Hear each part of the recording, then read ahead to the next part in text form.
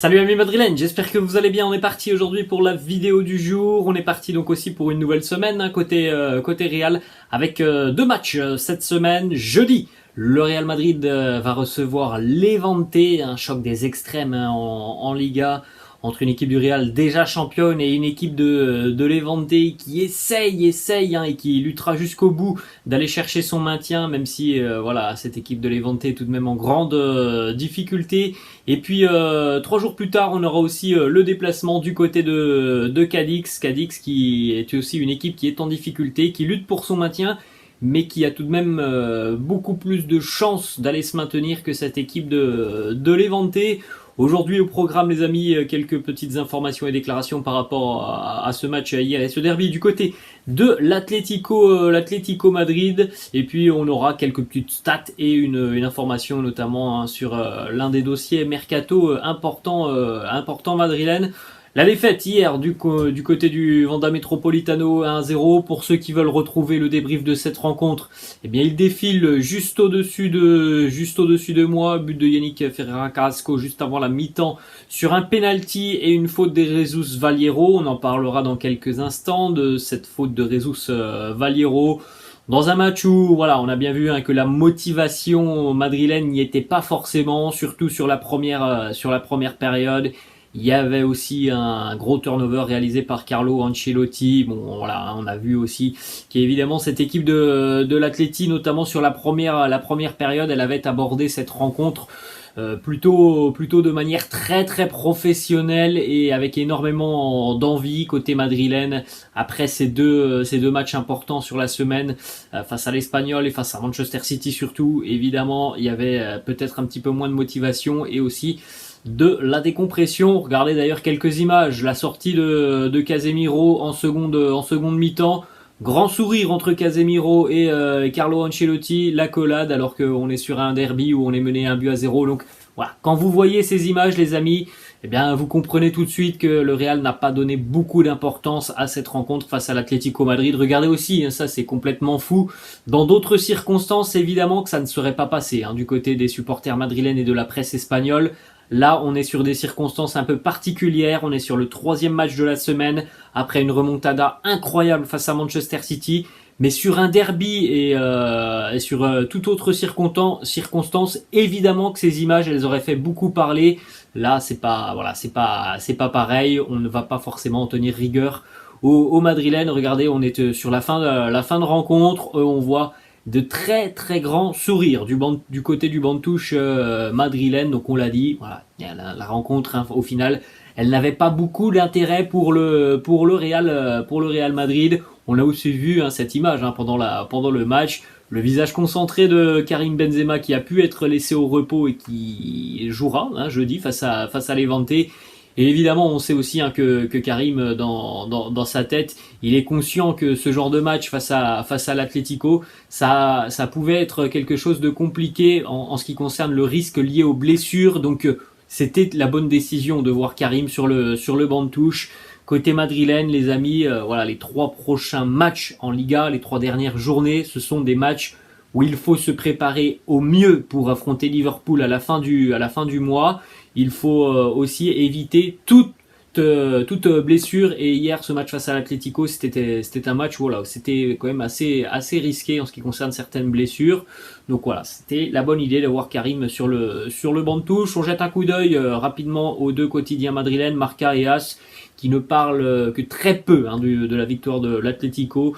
On souligne surtout la belle victoire du jeune espoir espagnol du tennis Carlos Alcaraz. Mais voilà, on parle très peu de cette victoire de l'Atlético Madrid. Quelques déclarations donc autour de cette rencontre. Lucas Vázquez, premièrement interrogé sur la rencontre, il nous dit un match compliqué. Eh bien, nous savions que c'était un match compliqué après une semaine très intense. Après avoir gagné le championnat et atteint la finale de la Champions League, nous avons donné notre maximum à tout moment.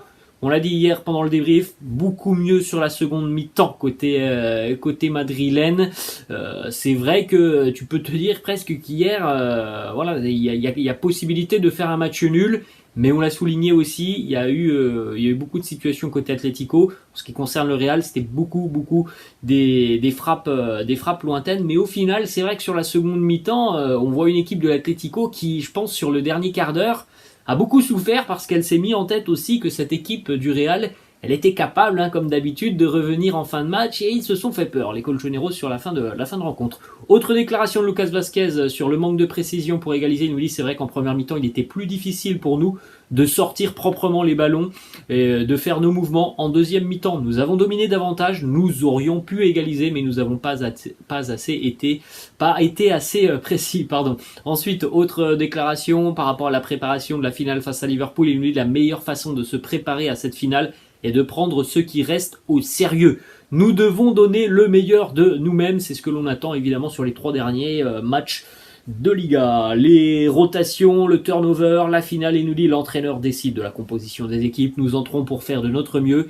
Il nous reste 3 matchs avant cette finale et nous devons nous entraîner dur avant ce match contre Liverpool. Ensuite, on a quelques déclarations de Jesus Vallejo, premièrement sur ce penalty. Jesus Vallejo qui nous dit l'arbitre m'a dit qu'il devait le siffler, on respecte les décisions, mais il faudrait différencier si c'est un piétinement qui déséquilibre le jeu ou qui est déjà déséquilibré. C'est vrai que lorsque Jesus Vallejo marche sur le pied de l'attaquant de l'Atlético Madrid, il est déjà déséquilibré. Alors oui, il y a faute, mais voilà, Jesus Vallejo lui demande à ce que l'on interprète un petit peu mieux ces situations où au final le joueur est déjà déséquilibré et que la faute intervient par la suite a posteriori. D'autres déclats de Jesus Vallejo qui nous dit je suis là pour donner un coup de main au coach. Il y a eu 2 mi-temps très différentes sur cette rencontre, une dans laquelle où il était très difficile de sortir les ballons, évidemment la première, on en a parlé, et l'autre dans laquelle où nous avions des idées assez claires. Nous allons garder les bonnes choses pour les prochains matchs. Y avait-il un manque de tension, un manque d'intensité? Il nous dit il nous a manqué la conviction d'être plus protagonistes avec le ballon et de les pousser dans leur moitié de terrain, ce que nous avons fait en deuxième mi-temps. Voilà, ça revient les amis à ce que l'on a dit hier, ce que l'on a dit en début de vidéo, évidemment qu'entre l'Atlético et le Real, avec une équipe qui est championne, une équipe qui vient de réaliser une remontada incroyable il y a quelques jours, et ben voilà, tu prépares pas la rencontre de la même manière, donc oui, c'est sûr qu'il y a eu peut-être un petit manque d'envie côté madrilène, mais voilà les amis, ça reste compréhensible après cette semaine incroyable. La finale de la Ligue des Champions, il dit nous devons nous concentrer sur chaque match, sur chaque séance d'entraînement. C'est ce qui nous mènera en finale contre Liverpool. Et en ce qui concerne son niveau personnel, parce que moi j'en ai parlé hier sur le débrief, c'est l'une de mes grandes satisfactions sur ce match face à l'Atlético. Face à l'Espagnol aussi, il avait été assez intéressant. Jesus Vallejo, il nous dit « Je ne me souviens même pas des blessures car j'ai été disponible toute la saison. C'est pour cela que je suis là, pour donner un coup de main à l'entraîneur quand il en a besoin. » Hormis le penalty, et en plus c'est une faute un peu compliquée parce que voilà sur cette course c'est difficile de faire attention où tu poses tes pieds, donc voilà c'est une faute un peu compliquée pour Jesus Vallejo, mais hormis ce penalty je le trouve assez solide Jesus Vallejo. Alors je ne sais pas si Carlo Ancelotti lui fera davantage confiance pour la suite et peut-être pour l'année prochaine, mais en tout cas sur la dernière semaine et lorsque l'on a fait appel à lui, il a été plutôt solide. Des déclarations maintenant du côté de Carlo Ancelotti qui nous dit la priorité c'était d'éviter les problèmes et notamment les pépins physiques. C'était aussi important de donner du temps de jeu aux joueurs qui en ont pas beaucoup depuis le début d'année. Carlo qui s'est déjà exprimé par rapport au match face à Levante jeudi, il nous dit Vinicius, Benzema et Modric débuteront le prochain match. Nous avons besoin de ces matchs pour nous mettre en rythme pour la finale de la Ligue des Champions. C'est important de gérer un petit peu le temps de jeu de chacun à l'approche de cette finale de la Ligue des Champions. Ça a été fait hier. Benzema et les principaux absents de la rencontre face à l'Atlético joueront jeudi face à Levante. D'autres déclats de Carlo Ancelotti qui nous dit voilà, ce n'est pas le moment de pester dans cette période qui a été très bonne pour le club. Nous n'étions pas satisfaits de la première période car nous avons raté beaucoup de passes. Dans ce genre de match, l'aspect mental est très important. parfois même déterminant. L'Atlético avait l'avantage dans ce sens, bon on en a parlé, hein. Il n'y avait pas forcément la même motivation. Nous n'avions pas besoin de points, mais nous avions besoin de jouer un bon match. En seconde période, nous avons été meilleurs. Nous avons besoin de donner du repos à ceux qui étaient fatigués pour éviter les problèmes. Carlo Ancelotti qui poursuit et qui nous dit ça a été un bon match, surtout en seconde période, nous avons été proches du nul et nous devons continuer ainsi. La priorité était d'éviter les problèmes, de donner des minutes à ceux qui ont moins joué. Ce sera ainsi lors des prochains matchs. Jeudi, ceux qui ont le moins joué aujourd'hui joueront. Donc on l'a dit, Benzema, Modric et Vinicius. Ces matchs nous permettent de garder le rythme et ce soir nous étions dans le match jusqu'à la fin. C'est vrai que malgré cette première mi-temps assez difficile, eh bien au final hein, les merengues ont été à la lutte avec l'Atleti jusque dans les derniers instants. Ensuite, autre déclat de Carlo Ancelotti par rapport à la mise en place et cette finale qui approche. Il nous dit, voilà, dans ce genre de moment, la meilleure chose est de changer le moins possible. Nous allons préparer ces 2 semaines de manière tout à fait normale, du travail physique, du renforcement, de la tactique. Donc voilà un petit peu les mots de Carlo Ancelotti. Il n'y a pas forcément un programme particulier côté madrilène. En ce qui concerne donc les joueurs laissés au repos hier, il nous dit Benzema était fatigué, il n'avait pas encore récupéré. La première chose que je dois faire, c'est d'éviter les problèmes et pépins physiques. Modric était également fatigué et j'ai préféré ne pas le mettre dès le début. Luka Modric, lui, est entré en seconde mi-temps. La dernière petite déclaration, ça c'était à la fin de la conférence de presse. Carlo Ancelotti qui dit ouvertement à tous les journalistes qui étaient présents, c'est bizarre, on ne me parle pas du penalty. Vous le savez les amis, on a souvent tendance dans les médias espagnols à parler des penaltys obtenus par le Real Madrid. Hier, aucune question, hein, bizarrement, sur le penalty obtenu par l'Atlético. Évidemment, il a laissé cette petite phrase avec un très grand sourire, Carlo Ancelotti, et puis il a quitté la conférence de presse. Une petite stat pour Andriy Lunin hier, on l'a souligné, une belle prestation tout de même pour le portier ukrainien hier. Bon, très peu d'arrêts, mais au final dans son jeu au pied il a été assez intéressant, hein, près de 95% de passes réussies hier, 9 sur 10 notamment en ce qui concerne les longues passes pour Andriy Lunin. D'ailleurs, petite information, Thibaut Courtois était hier l'entraîneur d'Andriy Lunin puisque le traditionnel et entraîneur des gardiens du Real Madrid était absent hier, il était malade, donc c'est Thibaut Courtois qui a occupé le poste d'entraîneur de gardien de but et d'entraîneur notamment de son coéquipier Andriy Lunin hier.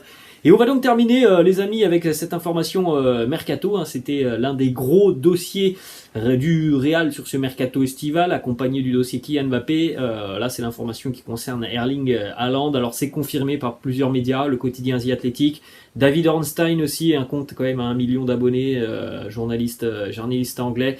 Erling Haaland va s'engager du côté de Manchester City, ça devrait être annoncé vraisemblablement dans le courant de la semaine. Bon, voilà, ça faisait pas trop de doutes depuis quelques semaines, mais on a donc une officialisation qui devrait tomber dans la semaine. Voilà les amis, la fin de cette vidéo. Bon, j'espère que ça vous a plu. On n'a pas énormément d'informations. Nous on se retrouvera demain.